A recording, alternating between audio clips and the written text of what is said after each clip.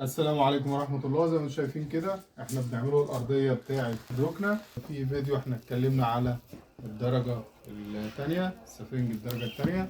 طبعا سفنجة بتبقى محملة، عشان كده انا بفضل الله بميز شغلي بالكثافات اللي هي العالية. زي ما انتم شايفين كده انا بحط السفنجة على الأرضية دي لوحديها يتقعد عليها، يعني قرب كده، دي لوحديها كده يتقعد عليها، مش سفنجة وخلاص، لا دي سفنجة محملة.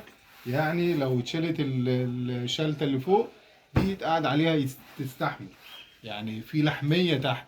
ده اللي انا بتكلم فيه. السفنج ده بيبقى بيعمل لحمية تحت على الخشب، يعني الخشب اهو في لحمية، في سفنج بيرد معايا، بياخد ويدي معايا. وزي ما انتم شايفين كده الأرضية من تحت أنا هنا عامل الخشب ملفوف عشان ما يذبحش أو يقطم السفنج بتاعي ويعيش عند العميل أكتر. وفي نفس الوقت لو السفنج ده اتقطع طبعا هيبقى فيه فوق منه القماش مع القعدة والكلام وفي هنا حاجة ناشفة طبعا هيعلم في القماش وهيعمل زي خط أبيض وفيما بعد بيتقطع والكلام ده.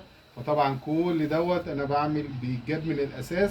الحاجه النظيفه بتتعرف من اللي انا بقوله اللي هو بيبقى خشب الحز بتاعه بيتلف، ولو مش جاي ملفوف من عند النجار ممكن تدقه باي شاكوش فهيعمل دوران معاك، فمش هيذبح السفنج بتاعك. مع السفنجة تكون محملة زي ما انتم شايفين كده، فدي كده تعيش عند العميل كأرضية بس. غير بقى اما احط المرتبة بتاعتي، طبعا انا بشتغل بالكثافة 45، هي 48 لكن هي كفعل بالنسبة لي هي 45.